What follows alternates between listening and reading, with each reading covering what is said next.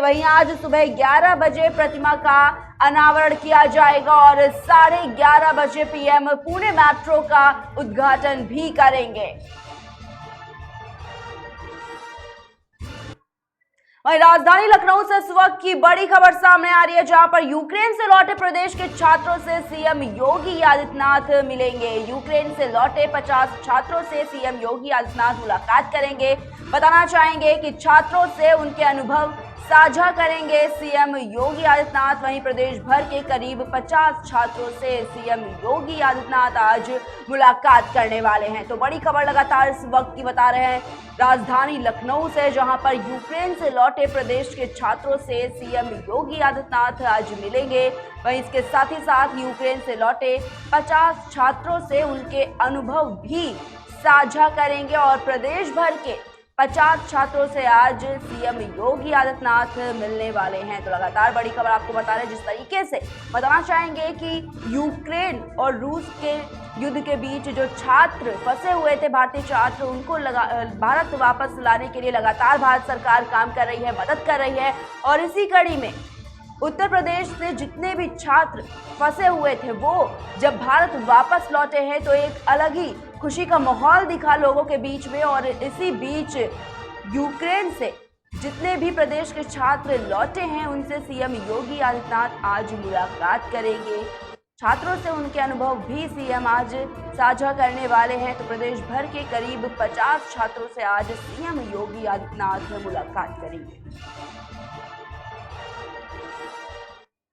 वहीं यूपी चुनाव के लिए प्रचार का शोर थम गया है। 7वें चरण में 9 जिलों की 54 सीटों पर वोटिंग होगी। बताना चाहेंगे कि कल सुबह 7 बजे से शाम 6 बजे तक वोटिंग होगी और 7वें चरण की लड़ाई आजमगढ़ से काशी तक की है।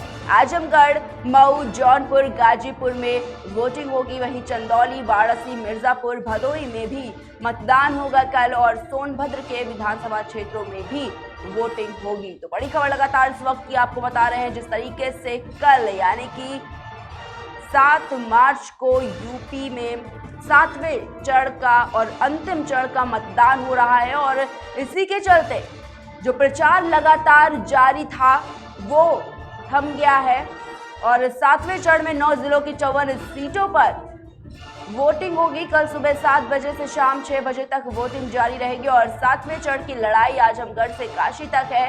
वहीं आजमगढ़, मऊ, जौनपुर, गाजीपुर में वोटिंग होगी। चंदौली, वाराणसी, मिर्जापुर, भदोही में भी मतदान होगा। वहीं सोनभद्र के विधानसभा क्षेत्रों में भी वोटिंग होगी। तो लगातार इस वक्त की बड़ी खबर आपको बता रहे हैं। यूपी में कल यानी कि 7 मार्च को 7वें और अंतिम चरण का मतदान होगा।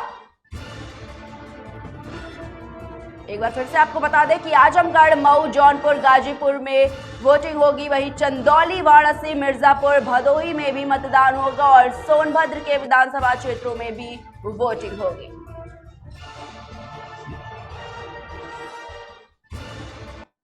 यूपी चुनाव का 7वां और अंतिम चरण कल है। 7वें चरण के चुनाव के लिए कल मतदान होगा। वहीं आज पोलिंग पार्टियां बूथों के लिए रवाना होंगी। 9 जिलों की 54 विधानसभा सीटों पर कल वोटिंग होगी। कल सुबह 7 बजे से शाम के 6 बजे तक वोटिंग होगी। तो बड़ी खबर इस वक्त की लगातार आपको बता रहे हैं। यूपी विधानसभा चुनाव से जुड़े इस वक्त की बड़ी खबर है, जहां पर यूपी चुनाव का 7वां और अंतिम चरण कल है। 7वें चरण के चुनाव के लिए कल मतदान होना है। आज पोलिंग पार्टियां बूथों के लिए रवाना होंगी। बताना चाहेंगे कि 9 जिलों की 54 विधानसभा सीटों पर कल वोटिंग होगी। वहीं कल सुबह 7 बजे से लेकर शाम के 6 बजे तक वोटिंग जारी रहेगी। वहीं सुरक्षा की बात करें तो सुरक्षा की सभी तैयारियों को पूरा कर लिया गया है। किसी तरह की अराजकता ना हो, कोई घटना ना घटित हो सके, इसको लेकर सभी तरह के जो इंतजाम है वो पहले से ही कर लिए गए हैं। तो कल अंतिम चरण का चुनाव होने वाला है, जिसे लेकर पूरी तैयारियां कर ली गई हैं। 7वें चरण के चुनाव के लिए कल मतदान होगा और जो मतदाता हैं उनमें काफी ज्यादा एक उत्साह भी नजर आने वाला है। आज पोलिंग पार्टियां बूथों के लिए रवाना होंगी। 9 जिलों की 54 विधानसभा सीटों पर कल वोटिंग होगी। बताना चाहेंगे कि कल सुबह 7 बजे से शाम के 6 बजे तक वोटिंग होगी। वहीं इसी बीच बाराबंकी से बड़ी खबर सामने आ रही है, जहां पर लापता युवक का रेलवे क्रॉसिंग पर शव मिला है। संदिग्ध हालत में युवक का शव बरामद हुआ है। वहीं इस पूरे मामले की सूचना मिलते ही पुलिस मौके पर पहुंची और पुलिस ने शव को कब्जे में लेकर पोस्टमार्टम के लिए भेज दिया है। वहीं बताना चाहेंगे कि ये पूरा मामला फतेहपुर कोतवाली के ईसेपुर रेलवे क्रॉसिंग का बताया जा रहा है, जहां पर एक युवक का शव बरामद हुआ है। वहीं इस पूरी घटना से पूरे इलाके में हड़कंप मचा हुआ है। बाराबंकी से लगातार बड़ी खबर आपको बता रहे हैं, जहां पर लापता युवक का रेलवे क्रॉसिंग पर शव बरामद हुआ है। संदिग्ध हालत में युवक का शव मिला है। वहीं बताना चाहेंगे पुलिस ने शव को अपने कब्जे में लेकर पोस्टमार्टम के लिए भेज दिया है। साथ ही साथ लगातार पुलिस इस पूरे मामले की जांच पड़ताल में भी जुटी हुई है। तो ये पूरा मामला फतेहपुर कोतवाली के ईसेपुर रेलवे क्रॉसिंग का बताया जा रहा है।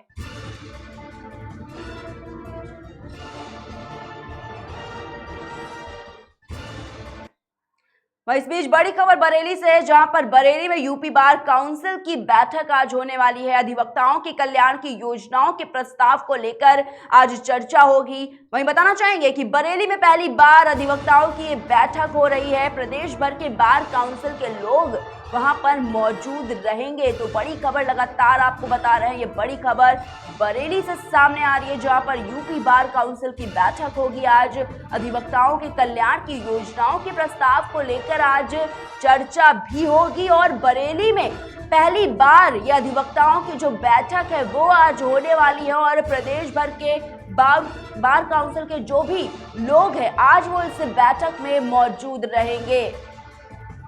तो बरेली में पहली बार अधिवक्ताओं की बैठक आज हो रही है। अधिवक्ताओं के कल्याण की योजनाओं के प्रस्ताव जो है उन्हें लेकर आज इस बैठक में चर्चा होने वाली है। वहीं साथ ही साथ बताना चाहेंगे कि प्रदेश भर के बार काउंसिल के जो लोग हैं वो आज इस बैठक में मौजूद रहेंगे।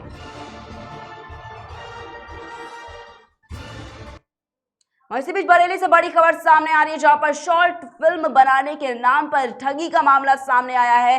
3,76,000 की ठगी का आरोप लगा है। वहीं फिल्म के डायरेक्टर समेत 7 लोगों पर केस दर्ज किया गया है और यह पूरा मामला इज्जत नगर थाना क्षेत्र का बताया जा रहा है। तो बड़ी खबर लगातार इस वक्त की आपको बता रहे हैं, जहां पर शॉर्ट फिल्म बनाने के नाम पर ठगी का मामला सामने आया है। 3,76,000 की ठगी का आरोप लगा है। फिल्म के डायरेक्टर समेत 7 लोगों पर केस दर्ज कर लिया गया है। तो इस पूरे मामले को लेकर जो प्रशासनिक कार्रवाई है वो पूरी हो चुकी है, क्योंकि जिस तरीके से ये ठगी का मामला जो है वो सामने आया, एक शॉर्ट फिल्म बनाने के नाम पर ये पूरी ठगी की गई है।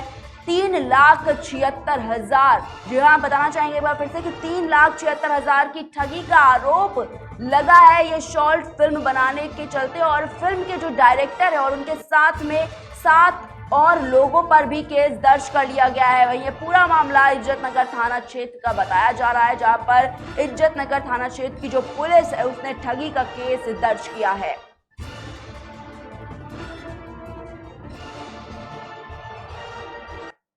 इसी बीच गाजियाबाद से इस वक्त की बड़ी खबर सामने आ रही है, जहां पर सीआईएसएफ का 53वां रेजिंग डे कार्यक्रम आज है। बताना चाहेंगे कि गृह मंत्री मुख्य अतिथि के रूप में आज परेड की सलामी लेंगे और सीआईएसएफ की 5वीं बटालियन में ये कार्यक्रम होगा। मेट्रो सुरक्षा के मॉक ड्रिल का भी आज प्रदर्शन होने वाला है। तो बड़ी खबर इस वक्त की लगातार आपको बता रहे हैं, जहां पर सीआईएसएफ का रेजिंग डे कार्यक्रम आज होगा। गृह मंत्री अमित शाह आज मुख्य अतिथि के रूप में वहां पर मौजूद रहेंगे और परेड की सलामी लेंगे। वहीं सीआईएसएफ की 5वीं बटालियन में ये कार्यक्रम किया जाएगा। मेट्रो सुरक्षा के मॉक ड्रिल का भी आज वहां पर प्रदर्शन होने वाला है। तो बड़ी खबर लगातार बता रहे हैं आपको, गृह मंत्री अमित शाह आज मुख्य अतिथि के रूप में वहां पर मौजूद रहेंगे और परेड की सलामी भी लेंगे। वहीं सीआईएसएफ की 5वीं बटालियन में कार्यक्रम का आयोजन किया जा रहा है। मेट्रो सुरक्षा के मॉक ड्रिल का भी आज प्रदर्शन होगा।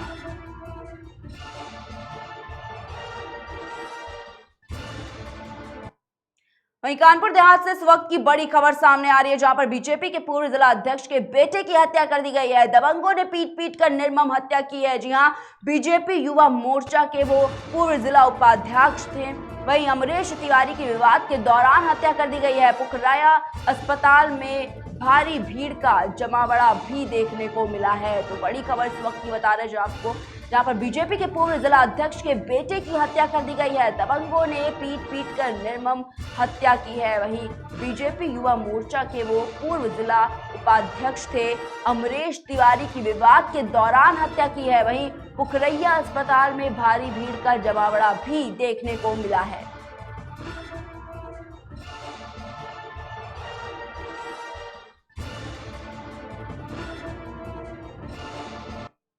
इसी बीच लखनऊ से बड़ी खबर सामने आ रही है, जहां पर ट्रक और कार की भीषण टक्कर हो गई है। इंस्पेक्टर सैरपुर संजय सिंह की हादसे में मौत हो गई है। मृतक इंस्पेक्टर के परिवार में इस घटना के बाद से कोहराम मचा हुआ है। वहीं पत्नी समेत परिजन ट्रामा सेंटर पहुंचे हैं। सैरपुर के भिटौरी क्रॉसिंग के पास ये बड़ा हादसा देखने को मिला है। तो बड़ी खबर इस वक्त की बता रहे हैं आपको, जहां पर ट्रक और कार की आपस में जोरदार टक्कर हो गई है और इस हादसे में इंस्पेक्टर सैरपुर संजय सिंह की मौत हो गई है। मृतक इंस्पेक्टर के परिवार में इस घटना के बाद से कोहराम मचा हुआ है। पत्नी समेत परिजन ट्रामा सेंटर पहुंचे हुए हैं और सैरपुर के भिटौरी क्रॉसिंग के पास ये भीषण सड़क हादसा देखने को मिला है, जहां पर इंस्पेक्टर की मौत हो गई।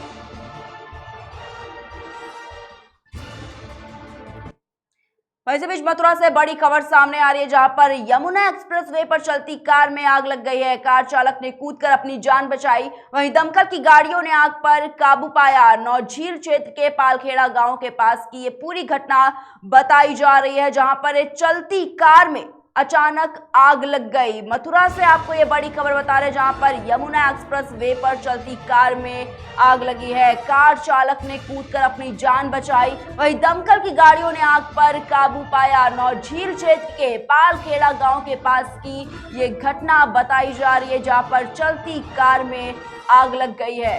वहीं स्थानीय लोगों ने तत्काल इस मामले की जानकारी दमकल को दी, जिसके बाद दमकल की गाड़ियों ने मौके पर पहुंचकर आग को बुझाने का पूरा प्रयास किया। ये पूरा मामला नौझील क्षेत्र के पालखेड़ा गांव का बताया जा रहा है।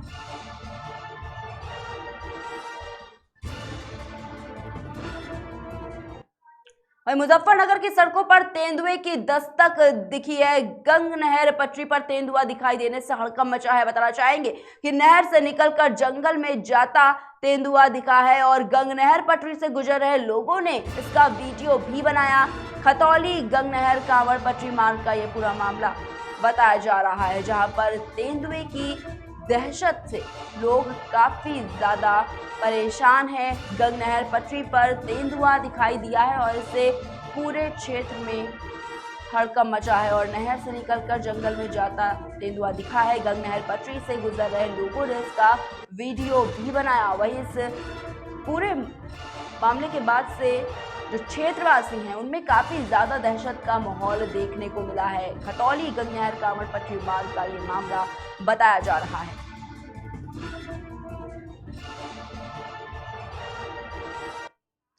वहीं इस बीच बड़ी खबर सामने आ रही है, जहां पर यूक्रेनी राष्ट्रपति जेलेंस्की ने जो बाइडेन से बात की है फोन पर, दोनों की बातचीत हुई है। रूस के खिलाफ प्रतिबंधों को लेकर दोनों की चर्चा भी आपस में हुई है। तो बड़ी खबर इस वक्त की आपको बता रहे हैं, रूस यूक्रेन हमले से जुड़ी ये बड़ी खबर इस वक्त की है, जहां पर यूक्रेनी राष्ट्रपति जेलेंस्की ने अमेरिकी राष्ट्रपति जो बाइडेन से फोन पर बातचीत की है और इसके साथ ही साथ रूस के खिलाफ प्रतिबंधों को लेकर भी काफी देर तक चर्चा भी हुई है। तो बड़ी खबर इस वक्त की लगातार आपको बता रहे हैं, जहां पर यूक्रेनी राष्ट्रपति जेलेंस्की ने अमेरिकी राष्ट्रपति जो बाइडेन से फोन पर बातचीत की है। जी हां, दोनों की बातचीत फोन पर हुई और रूस के खिलाफ प्रतिबंधों को लेकर भी चर्चा हुई है।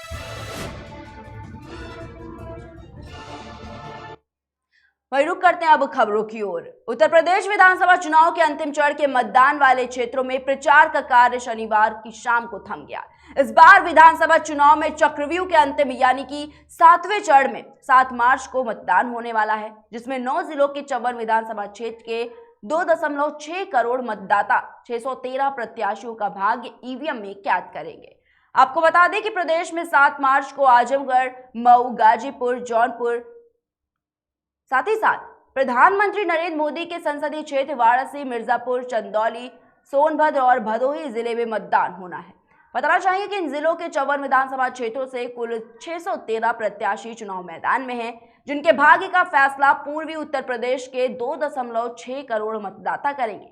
वहीं 9 में से 7 जिलों में मतदान सुबह 7 बजे से शाम के 6 बजे तक होगा, जबकि नक्सल प्रभावित सोनभद्र और चंदौली की कुछ सीट पर मतदान सुबह 7 बजे से शाम के 4 बजे तक होगा और सोनभद्र के रॉबर्ट्सगंज व दुद्दी और चंदौली के चकिया विधानसभा क्षेत्र में मतदान सुबह 7 बजे से शाम को 4 बजे तक जारी रहेगा।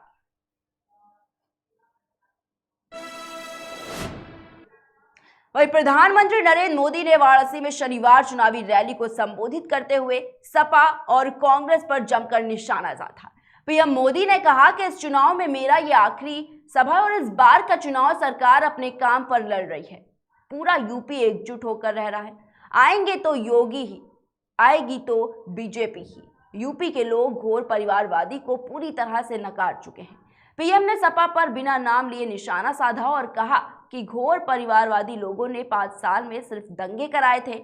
लोग कह रहे हैं कि जो यूपी की सेवा कर रहे हैं वही विकास जारी रखें।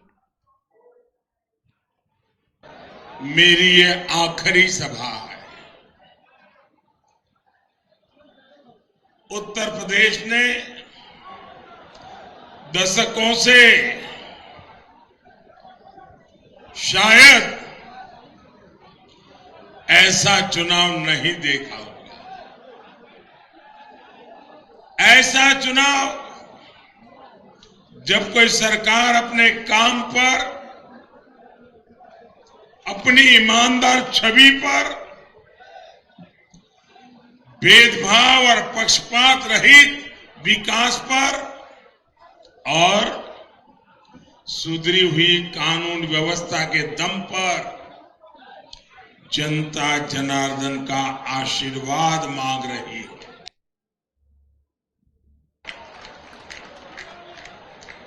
मुझे एक इंटरव्यू में मीडिया ने पूछा था, तब मैंने कहा था ये चुनाव प्रो इनकम्बेंसी चुनाव है और सबसे बड़ी बात, जनता भी खुद ही बाहर निकालकर इस सरकार की वापसी का झंडा बुलंद कर रही है। कोरोना से लेकर काशी तक, बांदा से लेकर बहराइच तक डबल इंजन की सरकार की ही हुंकार एक एक नागरिक कर रहा है। पूरा यूपी बिना बटे एकजुट होकर कह रहा है, आएगी तो भाजपा ही, आएंगे तो योगी ही। यूपी के लोग यूपी को गुंडागर्दी, मनचले, माफिया, भ्रष्टाचार, भाई भतीजावाद, अवैध कब्जे देने वाली गौर परिवारवादियों को पूरी तरह नकार चुके हैं।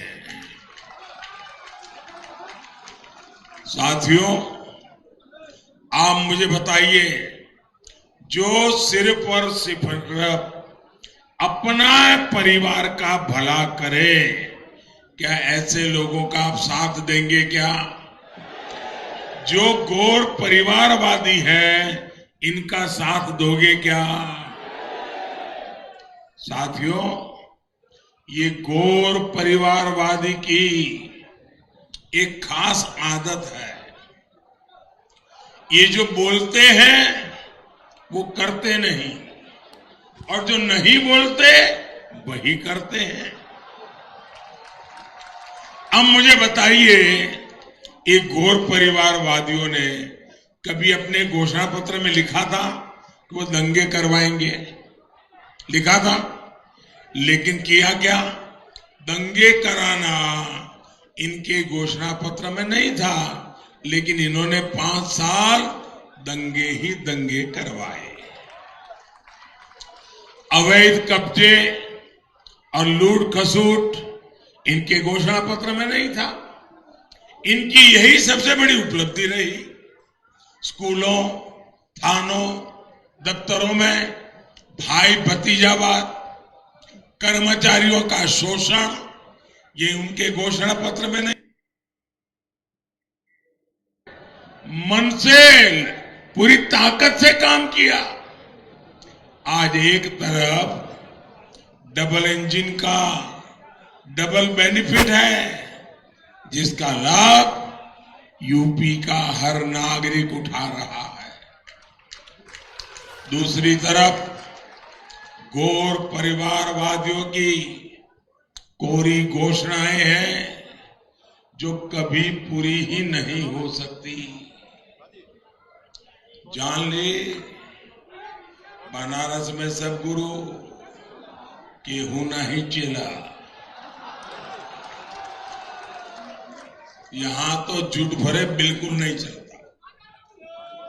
इसलिए लोग कह रहे हैं जो आज यूपी की सेवा कर रहे हैं वही अपना काम जारी रखेंगे।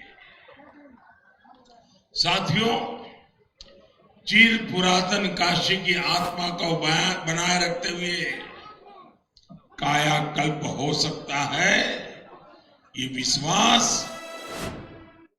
इसी बीच इस वक्त की बड़ी खबर सामने आ रही है, जहां पर चंदौली जिले की मुगलसराय विधानसभा सीट से बीजेपी के उम्मीदवार रमेश जायसवाल ने चुनाव प्रचार के अंतिम दिन अपने काफिले पर हमले का आरोप लगाया है। नाव प्रचार की समय सीमा समाप्त होने से एन पहले चंदौली में भारतीय जनता पार्टी प्रत्याशी के काफिले पर हमले का मामला सामने आया है। बीजेपी ने हमले के लिए समाजवादी पार्टी पर आरोप लगाया है। बताना चाहेंगे, केंद्रीय मंत्री और चंदौली के सांसद डॉक्टर महेंद्र नाथ पांडे ने चुनाव आयोग से इस घटना का संज्ञान लेने की अपील की है। तो बड़ी खबर इस वक्त की आपको बता रहे हैं।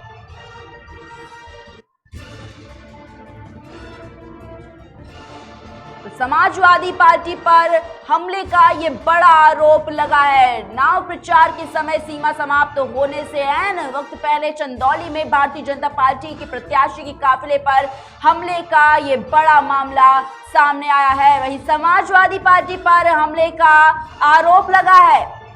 तो लगातार इस वक्त की बड़ी खबर आपको बता रहे हैं। चंदौली से ये बड़ी खबर है, जहां पर मुगलसराय विधानसभा सीट से बीजेपी के उम्मीदवार रमेश जायसवाल ने चुनाव प्रचार के अंतिम दिन अपने काफिले पर हमले का आरोप लगाया है। बताना चाहेंगे, नाव प्रचार के समय सीमा समाप्त होने से पहले चंदौली में भाजपा प्रत्याशी काफिले पर हमले का मामला सामने आया है। बीजेपी ने हमले के लिए समाजवादी पार्टी पर आरोप लगाया है। केंद्रीय मंत्री और चंदौली के सांसद डॉक्टर महेंद्र नाथ पांडे ने चुनाव आयोग से इस घटना का संज्ञान लेने की भी अपील की है।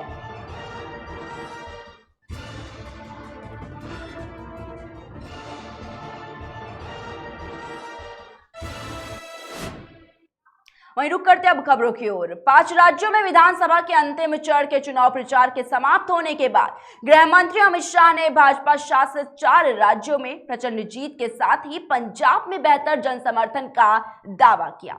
उनके अनुसार मोदी सरकार के 7 साल के कार्यकाल की जन कल्याणकारी नीतियों और राज्य में भाजपा सरकारों द्वारा उनका लाभ निचले स्तर तक पहुंचाने में मिली सफलता का फायदा सीधे तौर पर भाजपा को मिलने जा रहा है।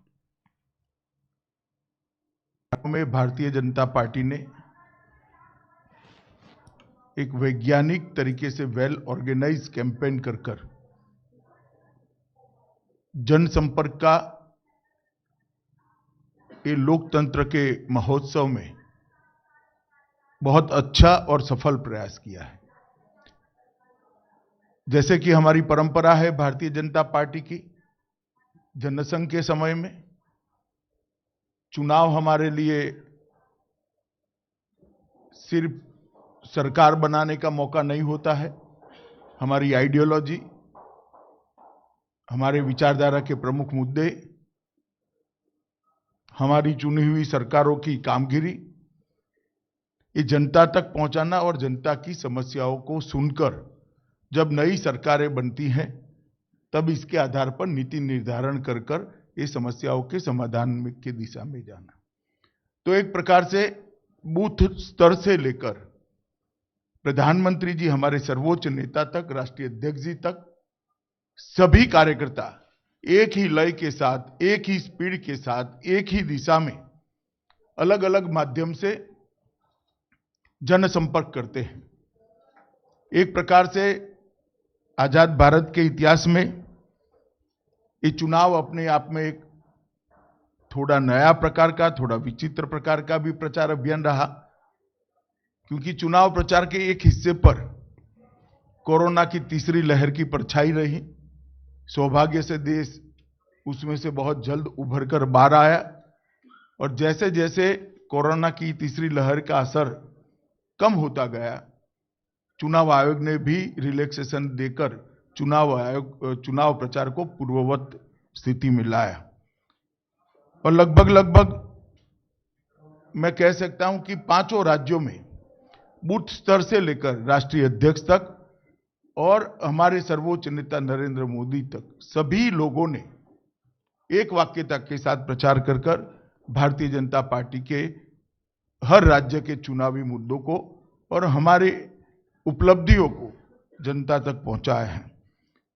और मैं 5 राज्यों में मैं भी प्रचार अभियान में नड्डा जी के नेतृत्व में जुड़ा रहा, तो मैं निश्चित रूप से कह सकता हूं कि भारतीय जनता पार्टी के प्रचार अभियान को 5 राज्यों में जनता ने एक बहुत अनुकूल प्रतिसाद दिया है।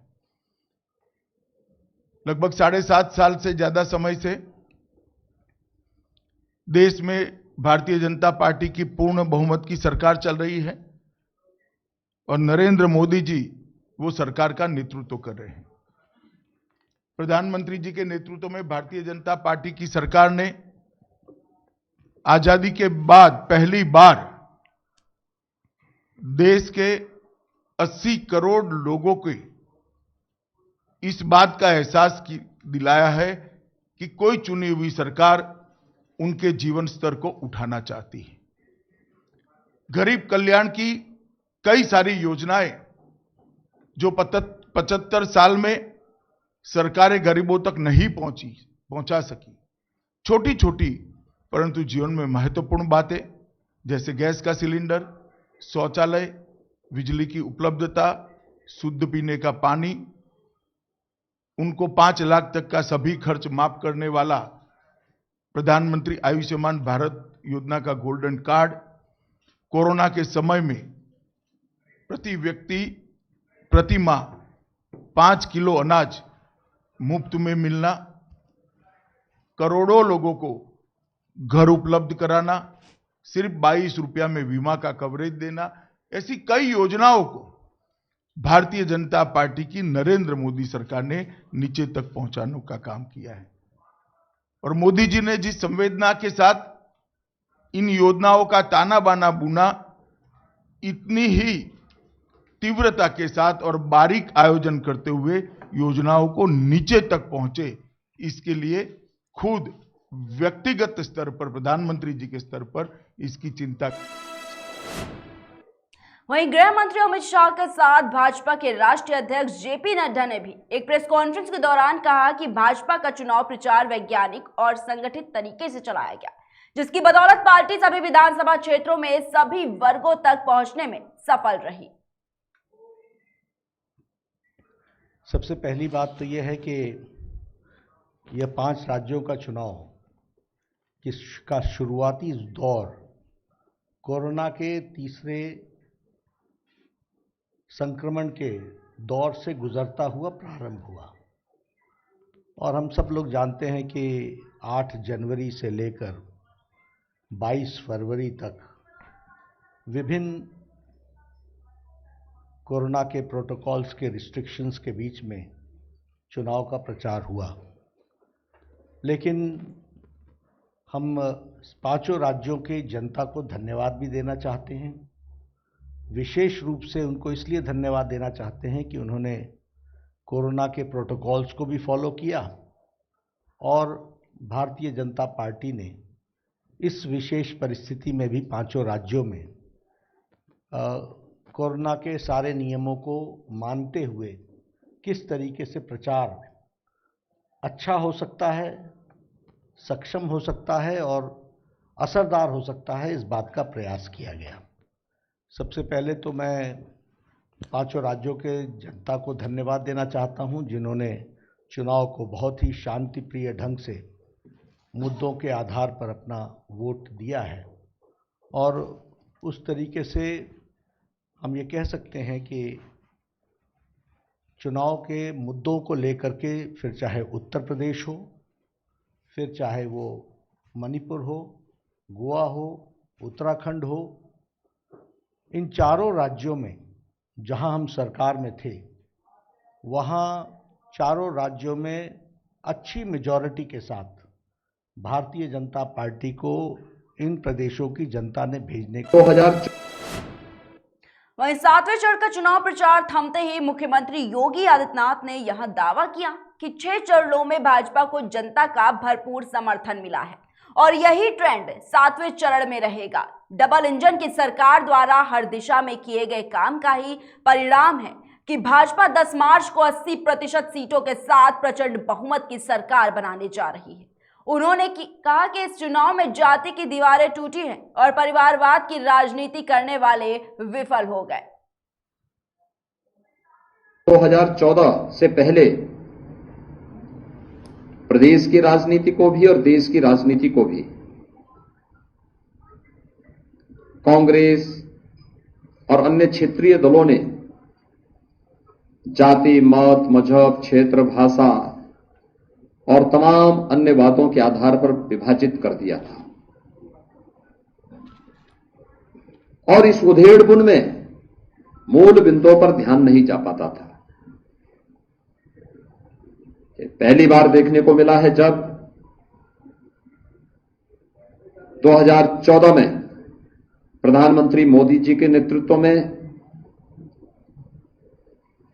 इलेक्शन लड़े गए और भारत के सामान्य निर्वाचन के लिए उस समय इलेक्शन के एजेंडे को जो धार उन्होंने दी थी, लोकसभा चुनाव के पहले प्रधानमंत्री जी ने नारा दिया था सबका साथ और सबके विकास का। लोगों को लगता था कि ये वास्तव में क्या है, लेकिन जब 2014 में सरकार बनी और सरकार ने अपने बिंदुओं को फोकस किया, देश की आंतरिक और बाह्य सुरक्षा को लेकर, देश की आस्था के सम्मान को लेकर, देश की इंफ्रास्ट्रक्चर डेवलपमेंट को लेकर के और गरीब कल्याणकारी योजनाओं का लाभ बिना भेदभाव के प्रत्येक नागरिक तक पहुंचाने का,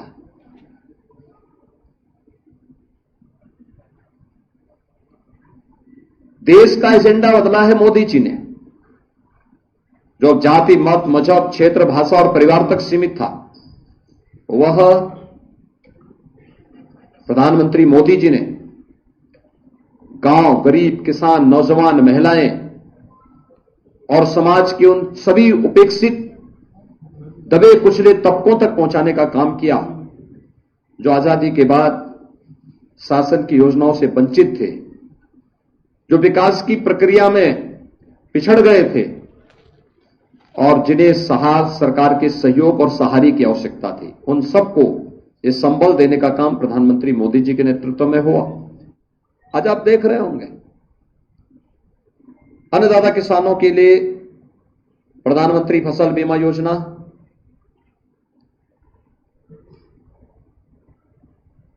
एमएसपी की घोषणा 1967 में हुई, लेकिन वास्तविक रूप से अन्नदाता किसानों को उनकी उपज का 1.5 गुना दाम मिल जाए, यह प्रधानमंत्री मोदी जी ने 2017-18 में लागू कराया। उत्तर प्रदेश में प्रोक्यूरमेंट की पॉलिसी भारतीय जनता पार्टी की डबल इंजन सरकार लेके आई। किसान की उपज को खरीदने के लिए कोई बिचौलिया नहीं होगा, कोई आड़ती नहीं होगा, किसान को उसकी उपज का दाम सीधे मिले, यह भी भारतीय जनता पार्टी की डबल इंजन सरकार ने किया। किसान को